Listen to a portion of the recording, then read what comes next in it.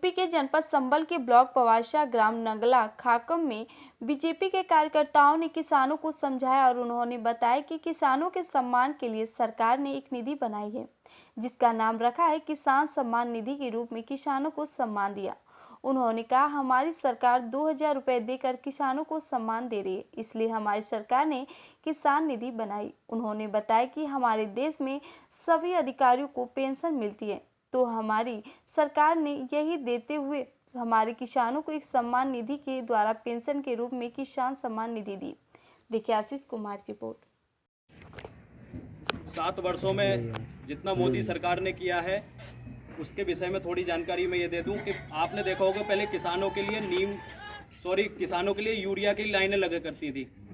Urea की कालाबाजारी होती थी, तो इस कालाबाजारी को रोकने के लिए नीम कोटिंग हमारी सरकार ने यूरिया का किया। उसके बाद किसान सम्मान निधि, सिंचाई के लिए अलग से जल शक्ति मंत्रालय बनाकर आपने देखा हो गांव-गांव एक नहरें निकल रही हैं जो हमारे किसानों के लिए सिंचाई में बहुत बड़ा योगदान दे रही हैं। अभी डीएपी पे 500 रुपये से बढ़ाकर सब्सिडी को 1200 रुपये किया गया है। डीएपी के लिए किसानों के लिए गन्ना का नया मूल्य निर्धारित किया गया है, 25 रुपये बढ़ाकर 350 रुपये किसानों को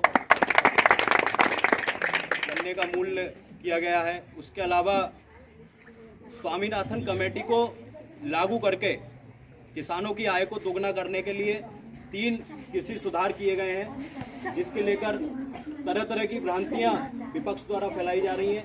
लेकिन इन कानूनों को लागू हुए लगभग 1 वर्ष का समय हो गया है। आपने किसी ने भी कहीं नहीं सुना होगा किसी व्यापारी ने किसी किसान की ज़मीन को हड़प लिया, किसी मंडी के बंद होने की खबर हमारे पास नहीं आई। तो निरंतर भारतीय जनता पार्टी की मोदी सरकार किसानों के उत्थान के लिए, किसानों के हित के लिए कार्य कर रही है।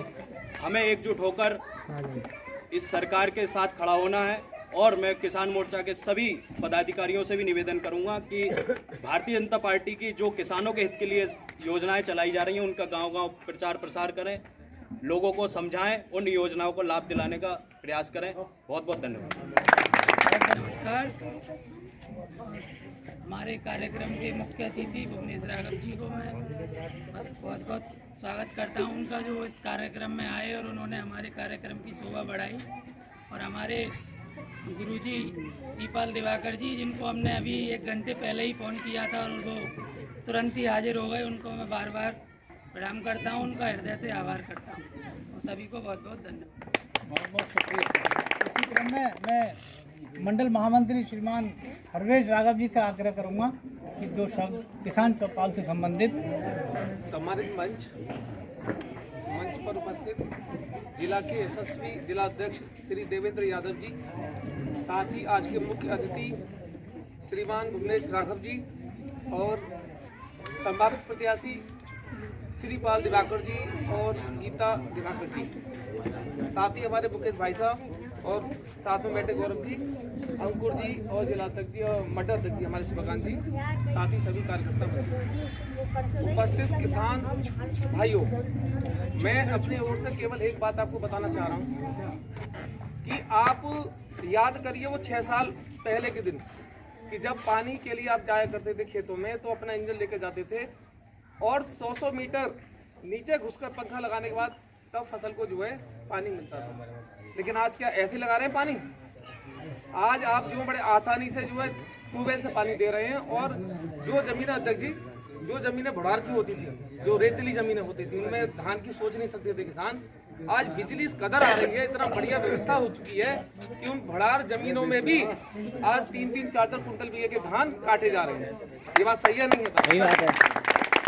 रही बात विकास से संबंधित तो बहुत सारी योजना है, लेकिन मैं दूसरी एक बात और जो है अंतिम संस्कार भी होते थे अतिथि जी, और अंतिम संस्कार देखने के बाद, स्नान करने के बाद एक मन जो है चेंज हो जाता है। यानी इधर जो है मृत्यु देख रहे हैं तो इधर जो है खुशी मना रहे हैं, अच्छा नहीं लगता था। लेकिन आज वही कितना शानदार तरीके से श्मशान की व्यवस्था करी गई राजघाट में, दूर जाकर आधा किलोमीटर दूर जाकर बैठने की व्यवस्था। तो कुल मिलाकर धर्म के प्रति भी ये सरकार पूरी तरह से सजग है और विकास के प्रति भी सम्मान, किसान सम्मान निधि देकर भी आपका सम्मान, वो 6000 रुपये आप जो है कोई पैसा न समझे, वो किसानों के लिए एक सम्मान निधि बनाई गई।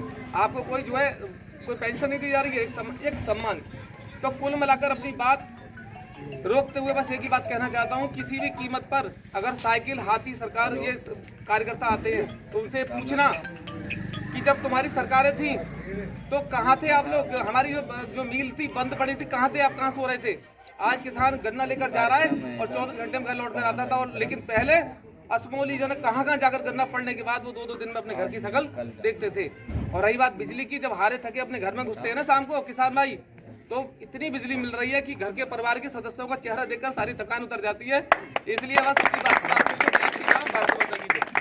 बढ़ाते हुए अपने जिला उपाध्यक्ष भाई गौरव जी से आग्रह करूंगा कि वो 2 शब्द किसान चौपाल से संबंधित। आज के इस किसान चौपाल कार्यक्रम की अध्यक्षता कर रहे हैं हमारे प्रधान जी, मुख्य अतिथि बड़े भाई पूर्व क्षेत्रीय मंत्री किसान मोर्चा भूले राघव जी, हमारे जिले के अध्यक्ष किसान मोर्चा भाई देवेंद्र यादव जी, श्रीपाल दिवाकर जी, सदस्य जिला पंचायत गीता जी, मेरे बड़े भाई मुकेश राघव जी, मंडल अध्यक्ष किसान मोर्चा सुखपाल राघव जी, और IT सेल के संयोजक अंकुर त्रिवेदी जी, मंडल महामंत्री जी, हमारे सभी लोगों का बहुत बहुत धन्यवाद, बहुत आभार व्यक्त करता हूँ।